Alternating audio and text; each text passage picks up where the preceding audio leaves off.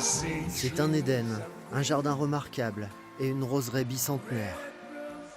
On la visite, on y achète des plantes. Créée en 1819, la pépinière Paul Croix est depuis longtemps une institution à Bourg-Argental. J'aide mes parents. On est en train de faire les expéditions et je dois avoir 3 ans. La pépinière est surtout célèbre pour ses créations de roses.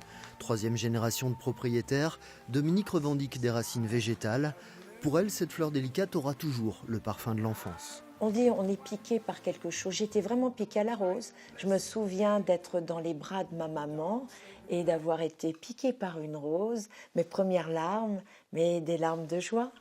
Bien avant les roses, Adrien Sénéclause fonde l'établissement. Botaniste et horticulteur, médaille d'or à l'exposition universelle de 1855 pour sa collection de plantes, il se voit confier par ordonnance du roi Louis-Philippe le reboisement des monts du Lyonnais et du Pilat, alors tout en lande. Elles n'ont pas loin de 200 ans, ces azalées. Il faut remercier ceux qui les ont plantées. Adrien Sénéclause. Le grand-père de Dominique rachète l'affaire et se fait un nom en créant des espaces verts dans la ville noire, la roseraie du Berlan, le parc Jean-Marc, le parc de l'Europe à Saint-Étienne, c'est lui. Quand son fils Paul lui succède en 1956, il crée Astrée, élu plus belle rose de France, et enracine la réputation de la roseraie en obtenant 200 roses prestigieuses. Il transmet à Dominique et son mari Jacques. La première visite, j'étais surtout fasciné par Dominique. C'est plus que par la pépinière. Alors après, je me suis fait accrocher par les roses, oui. Et les plantes m'ont séduit, puis je me suis pris au jeu. Et c'est devenu une vraie passion. Depuis 20 ans, Jacques Ranchon maîtrise greffoir et bouturage. Un travail méticuleux et patient. Créer une rose, oui, c'est 10 ans de travail, puisque tous les jours, il faut observer, voir si tous les rosiers correspondent bien à tous les critères de sélection. Résistance aux maladies, floribondité, résistance à la sécheresse, à l'humidité.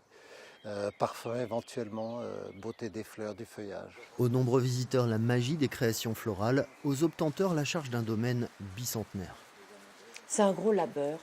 On est là pour faire rêver les autres, mais c'est une entreprise à mener, c'est un domaine, c'est très dur et très compliqué.